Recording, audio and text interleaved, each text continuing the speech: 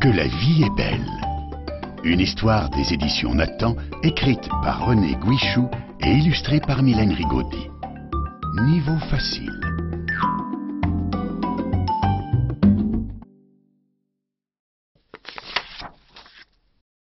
Ce matin, comme d'habitude, Toriki, le petit lièvre, sort de son terrier et respire l'air de la savane.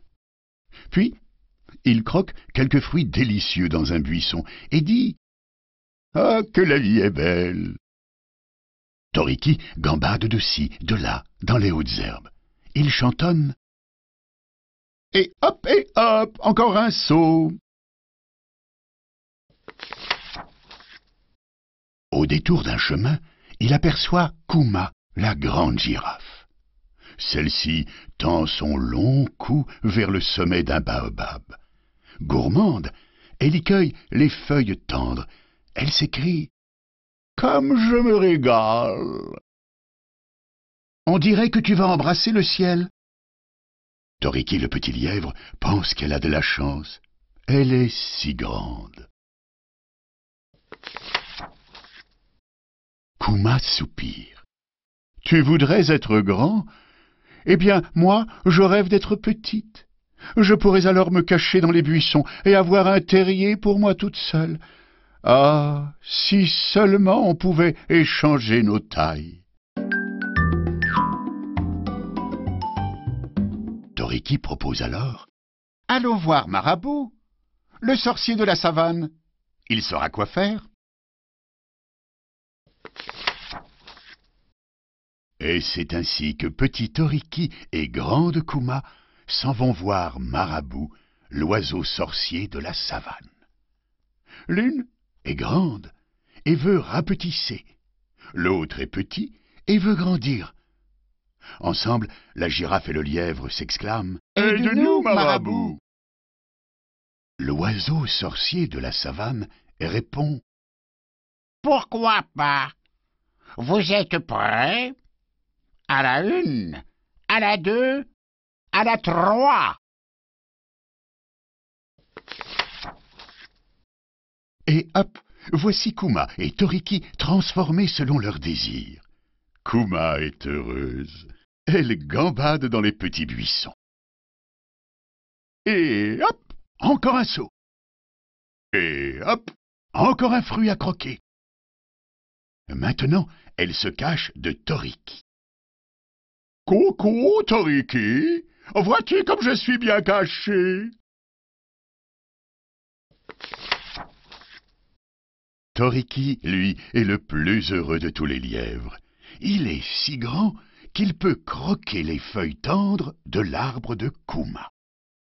Et maintenant, il déclare « Je peux embrasser le ciel !» Comme le monde autour de lui semble petit, il se trouve si fort désormais.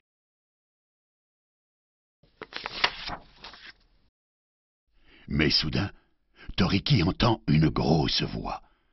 C'est Messire Lion qui passe par là et qui gronde « Un gros lièvre pour mon déjeuner. » Catastrophe!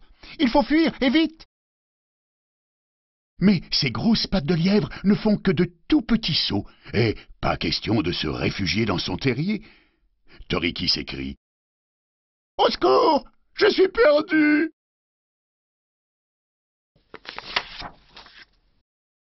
Non, car Kuma surgit devant Messire Lion. Elle demande « As-tu déjà croqué une petite girafe dodue ?» Le lion n'en croit pas ses yeux. Une girafe minuscule. Miam. En apéritif, cela doit être délicieux. Il jette un œil sur le lièvre en déclarant « Toi, je te mangerai plus tard. »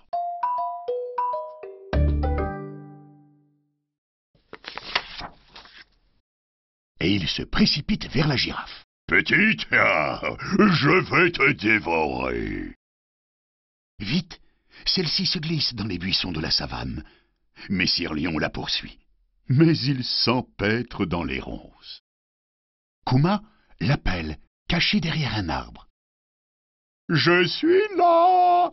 Me trouveras-tu, messire lion ?» Le roi des animaux rugit de colère.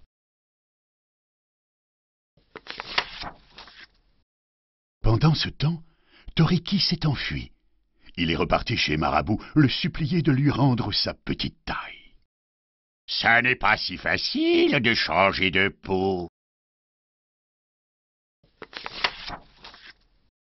De son côté, Kuma court jusqu'au terrier de Toriki pour se mettre à l'abri.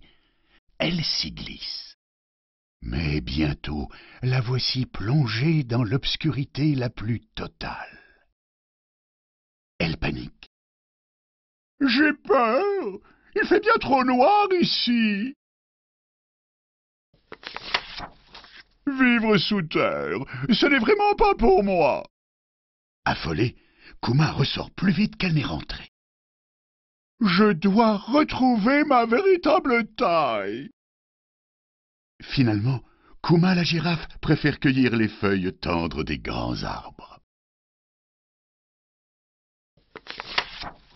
Au bout du chemin, Marabout apparaît en compagnie de Toriki. Il rend sa vraie taille à Kuma.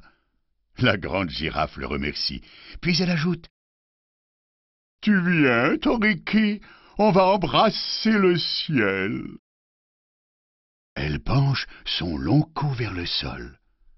Toriki, le petit lièvre, grimpe sur son dos.